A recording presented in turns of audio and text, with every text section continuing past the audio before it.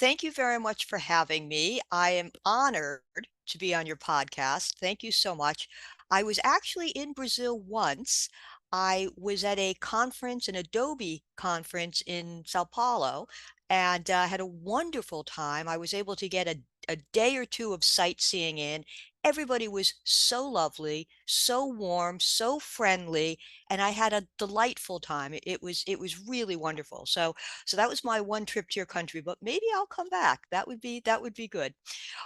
So again, thank you for having me on the podcast. And so how did I get into behavioral science? Well, I started out in advertising, working in advertising agencies. I was a copywriter and I continued to do good work for my clients. And one day I read Robert Cialdini's book, Influence, the Psychology of Persuasion. Some of your listeners may be familiar with his book, and it just opened my eyes to neuromarketing and behavioral science and just the decision making shortcuts that all people rely on. And as I read the book, I would underline and highlight and make notes in the margin because I was thinking about the work that I was doing for my clients and the various campaigns that I was working on, the email campaigns or direct mail campaigns or social media campaigns. And I was thinking about the challenges they were trying to overcome. And I would read something in the book and say, oh, I should try that. Or, oh, that might work. I would look at the research that was done and think that would be applicable to marketing. I could use that in the marketing. So I started to try different tactics, write the copy a certain way, use certain words, use certain frames or phrases or certain behavioral science tactics, and I began to see positive response. And that's when I said, all right, this is really working. And so I started to talk to my clients about it. And I said, well, this is why we're showing you the work this way. This is why we chose these words, this color, this approach, and look at the results we're getting. So my clients were like, oh, keep doing that. And so then I just kept doing it. I never looked back. And so far, it's worked out very, very well. And I recently was able to write a book about it, which was I was very lucky, actually. Kogan Page in London approached me about writing the book, but it allowed me to take everything that I found has been working for my clients over the last 10, 12 years that I've been doing this and put it in a book so that everybody could benefit. It's like, this is a principle that works. This is another principle that works. This is how to use it. Here's another example of how to use it. And so it's just been a wonderful opportunity because I find that these approaches work, and it's been a chance to share it with other marketers so that they can start to take advantage of adding behavioral science to marketing. Amazing. Once you come to São Paulo, let me know. Let's take a coffee or a I would love caipirinha, that. whatever you want. Okay. João is in Curitiba, but I'm in São Paulo, and I'll be really glad to see you. So go back into our subject here. I'd like you to explain to our audience what is behavior science. I guess, okay, some people might know, but you are an expert, and it would be great to hear from you. Of course. And that's a very good question because when people hear the phrase behavioral science, they get different ideas. Some people think it means one thing, some people think it means something else. But very simply, it's the study of how people behave. And more specifically, it's the study of why they do what they do. And that's why it's so important to us as marketers, because it turns out that people don't always act the way we marketers think they do. They don't always make these well considered, well thought out decisions. Very often there are other factors at play, factors that people aren't even aware of that influence the decisions they make. And if you ask somebody, well, why did you choose that product or why did you like that ad? They'll tell you, and they'll tell you something that they believe is true. But the truth is, there are very often other factors at play that influence their behaviors because humans have evolved to rely on decision making shortcuts. If we tried to weigh every piece of information before we made a decision, we'd never get around to making any.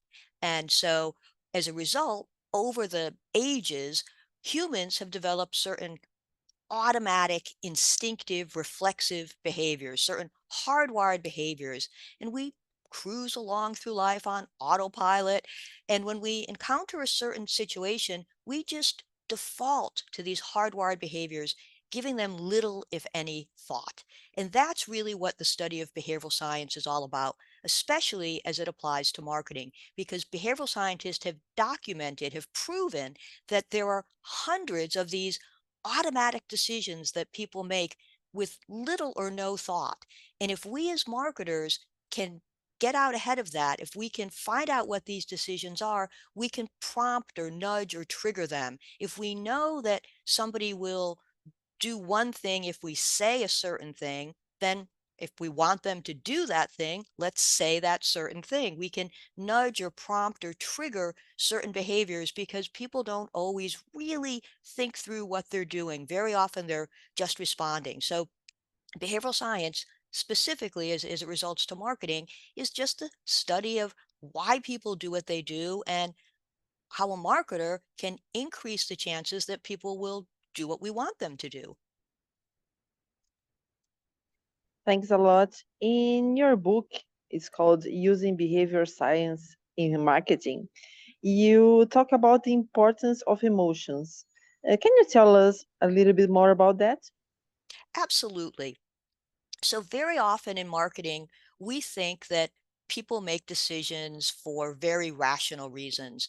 They want the facts, the data, the price, the features, the benefits. They want to know where to get the product or where to sign up for the service. But it's all very rational. And it turns out that behavioral scientists have proven that people actually make decisions for emotional reasons. We make decisions for emotional reasons, and then we later justify those decisions to ourselves, to other people, with rational reasons. So, what that means to us in marketing is we need both emotional and rational reasons in our marketing messages. We want to give people emotional reasons to buy, and we also want to provide the rational reasons to buy. The B2B Institute found that even in business to business advertising, when you have emotionally driven strategies and creative executions, you can get 7 times the increase in response and profitability. And sometimes when we tell people, well, you need emotion in your marketing, people think, well, that's if you're selling clothes or vacations or delicious food, something that, well, that makes sense that you would have emotion. But it turns out that humans make decisions for emotional reasons regardless of what the topic is. They use the emotional parts of their brain for business to business decisions, for decisions about boring products, for decisions about practical products, even for decisions about very complex products that are targeted to very highly educated people. Even in those cases, we still need to tap into the emotional parts of our brain. There's a researcher named Antonio Damasio, and he studied humans who had sustained injury to the part of their brain that controls emotion. And what he found was they were incapable, unable to make a decision, even a decision as simple as, what would you like for lunch today? They couldn't decide. They would go back and forth and back and forth and around and around. They couldn't decide. And Damasio proved that in order for people to make decisions, we have to tap into that emotional part in our brain. So for marketers, that means that regardless of what we're selling, we want to have an emotional component to our marketing messages. Certainly, we want the rational reasons, but we want to also have that emotional component because at the end of the day, people are people. And whether they're at home or whether they're at work, their emotions influence their decisions. Nancy, can you give me some examples of behavioral science principles and how marketers might use them? Absolutely. So one of them is very interesting. It's called loss aversion.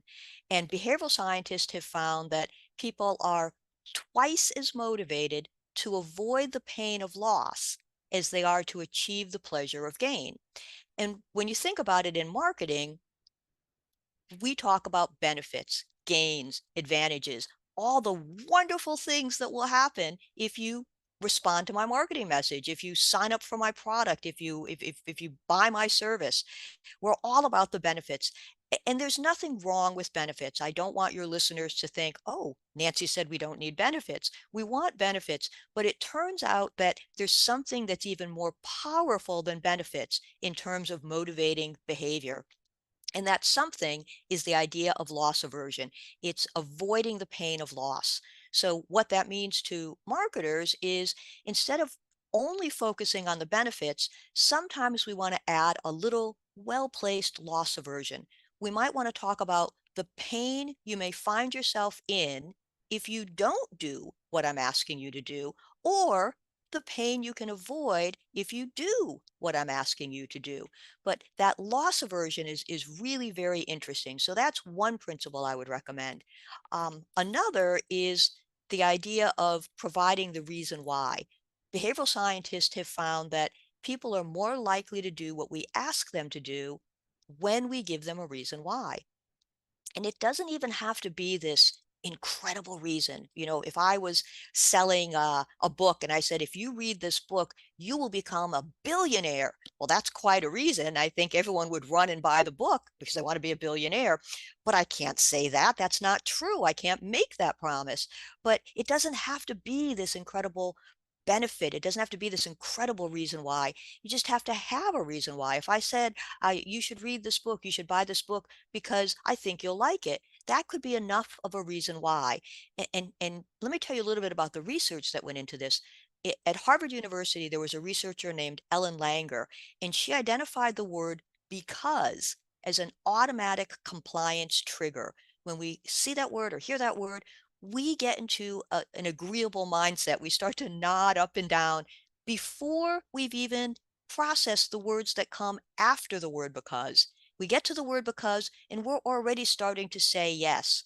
We hear that word because, and it just puts us in an agreeable mindset. It prompts us to say yes, and it almost doesn't even matter what comes after the word because.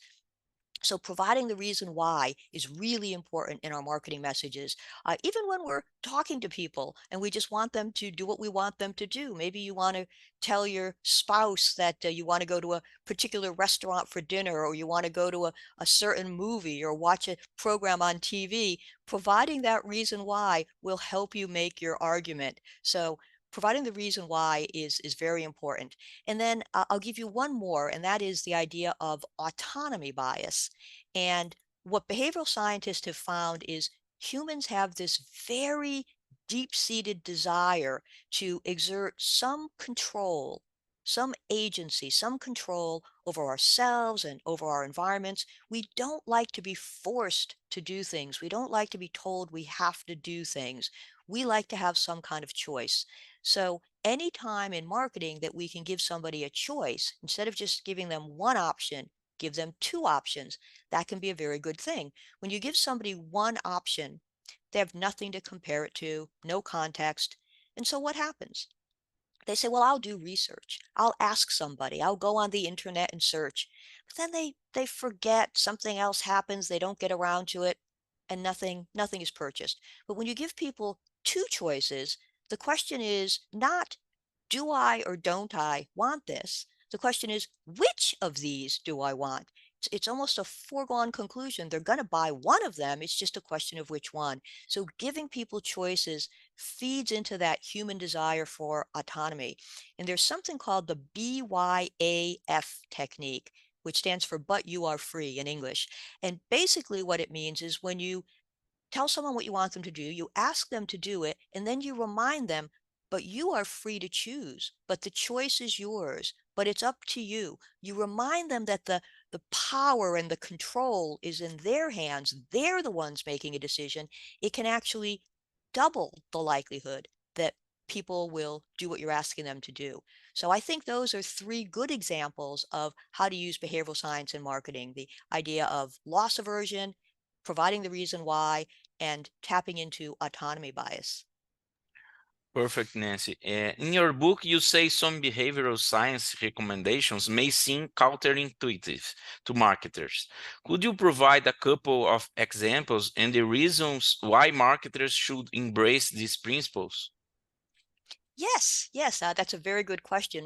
We just talked about loss aversion. That would be one good example. Marketers think it's all about benefits, but really, you want to introduce maybe some negative copy, so some negative words or what you can lose. So that's one example. Another example that's counterintuitive is what well, not what I call, but what behavioral scientists call anchoring. And what behavioral scientists have found is we have a tendency to focus on the first piece of information that we come across. And very often that's a price. And so what that means is we look at that first price, and then every other price that we encounter, we will evaluate it against that first price, which becomes the anchor or the reference point. And so what that really means to us in marketing is we should start with our most expensive price. And that seems counterintuitive. A lot of times marketers will say, oh, I don't want to scare people off with a very high price. I'm going to start with my most affordable option. And then if people are interested, I'll say, oh, well, we also have a better one and even a better one than that. But what happens is when you start with the lowest price, that becomes someone's anchor and everything else seems very expensive. But when you start with the highest price, that becomes the anchor and everything else seems more affordable. It seems like a better deal. So even though it may be counterintuitive, when you're listing your prices, you should start with the most expensive one. Start there. And then I think one more example of a counterintuitive principle is the idea of reciprocity. And reciprocity is this idea of give to get. You want to give something first before you get something. And behavioral scientists have found that when somebody gives us something or does a favor for us, even if we didn't ask for it, once we're in possession of that gift or that favor, we feel obligated to somehow return the favor, to somehow also uh, give that person a gift. So I worked for a client and they sold financial services through financial advisors. And the financial advisors, some of them had stopped selling the product. So the client decided to send them a gift. And you might say, that doesn't make sense. If the client is going to send a gift to financial advisors, send the gift to the financial advisors who are selling the product, not to the ones who stopped selling it. But the client sent the gift to the ones who stopped selling it. And what ended up happening was those financial advisors started selling the product again. They got this gift that they weren't expecting, that they certainly didn't ask for, but it made them feel, oh, I should start to sell the product again. And they made tens of thousands of dollars because of this promotion. And you might say, again, why would we reward bad behavior? But the reciprocity principle isn't always, it doesn't always make sense. It's a little counterintuitive, but it worked really, really well for them. And Nancy, what's the biggest takeaway that readers should get from your book? The biggest takeaway that readers should get from using behavioral science in marketing is that people don't make decisions the way marketers think they do. They don't always think through, they don't always make the best, well thought out, well considered decisions. They're very often operating on autopilot. Very often there are other factors that influence their decisions. And as marketers, that works in our favor. We can make that work in our favor. At first, a marketer might say, oh no, that's bad news. They don't make well thought out decisions. That's not good for me. But actually, once we know the decision-making shortcuts that people make, we can start to apply those in our marketing strategies and our creative executions so that we take advantage of it and we increase the likelihood that people will do what we want them to do. Sometimes very small changes can make a very big difference. And I think that's one of the best takeaways from the book. Nancy, thanks for joining us. We are really happy you accepted our invitation. I hope when you come to São Paulo, you let me know. And I would like you to ask you to tell people how they can reach you in social media, website, whatever you want, especially if people want to buy your book. If you have any advice or anything you'd like to tell to our audience, it would be great. Sure. Again, thank you so much for inviting me on the podcast. I've really enjoyed talking with you both. And if your listeners want to reach out and connect, they can find me on Facebook, LinkedIn, Twitter, or X, whatever we call it these days. You can find my book, Using Behavioral Science in Marketing, Drive Action and Loyalty by Prompting Instinctive Responses. You can find it on Amazon or at the publisher, Kogan Page. And then also my agency is called HBT Marketing. We're a marketing agency. And if you go to our website, HBT MKTG, we abbreviate marketing, HBT MKTG, you can find some posts that I've written, interviews, other podcast episodes. There's a lot of information about behavioral science, and I would love to hear from any of your listeners. So I encourage you to please connect. Thanks a lot. I hope you have this book in Portuguese soon.